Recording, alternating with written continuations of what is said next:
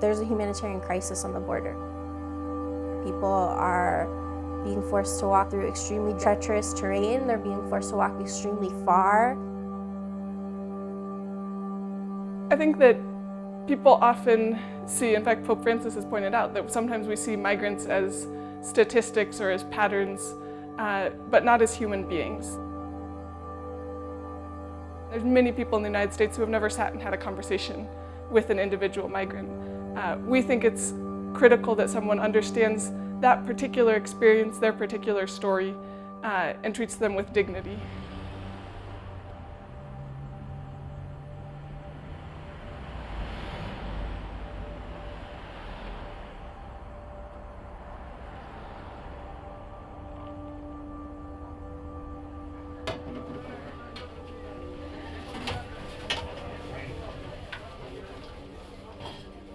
Voy con rumbo para Estados Unidos, pues primeramente Dios, y ojalá Dios quiera pues pase. Pues si no paso, pues me entiende, pues trataré de volver a irme para mi país y voy a tratar de hacer una nueva vida y pues con el tiempo tal vez vuelva a volver a intentar, pero por ahorita voy a ver si intento para cruzar al otro lado.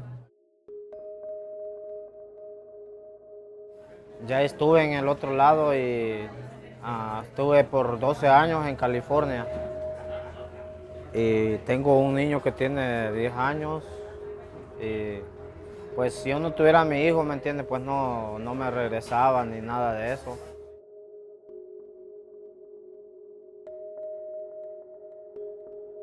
The individuals who we receive are fleeing desperate situations of poverty or of violence, and that's what's motivating wanting to go to the United States. And more, we're also seeing people who want to go to the United States because their children are there and their families are there. And they many times will tell me, I just want to be a good dad to my kids. So these are the motivations for migration, not an intent to harm the country.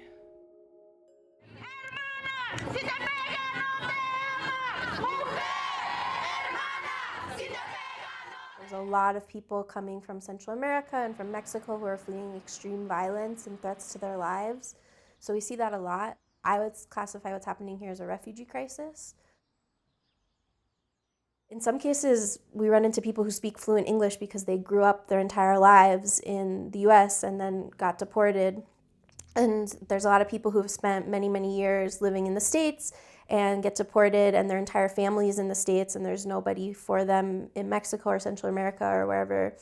And so we see a lot of people who are coming to reunite with their family as well.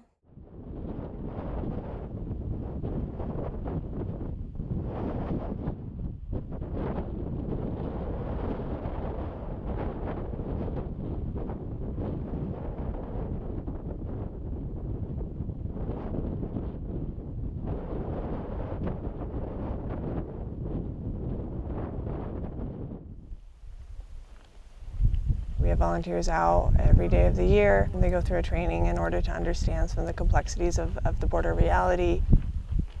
We stock water and food drops to resupply people who are in oftentimes desperate need of food and water in these very remote areas.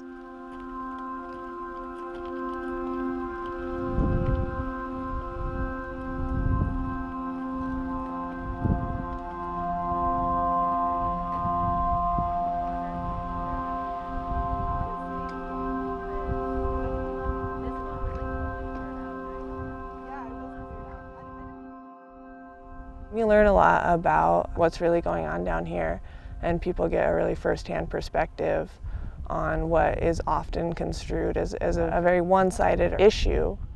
And people come down here and get to realize exactly how complex everything is and get to put a human face on what can be painted in news media sometimes as a caricature. I mean, immigrants are just people.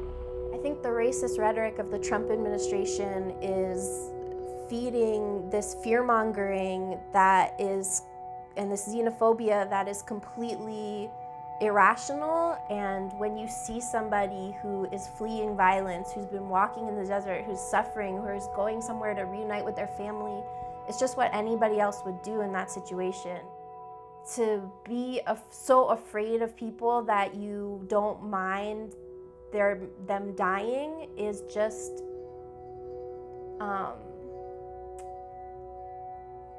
I mean, that's really tragic.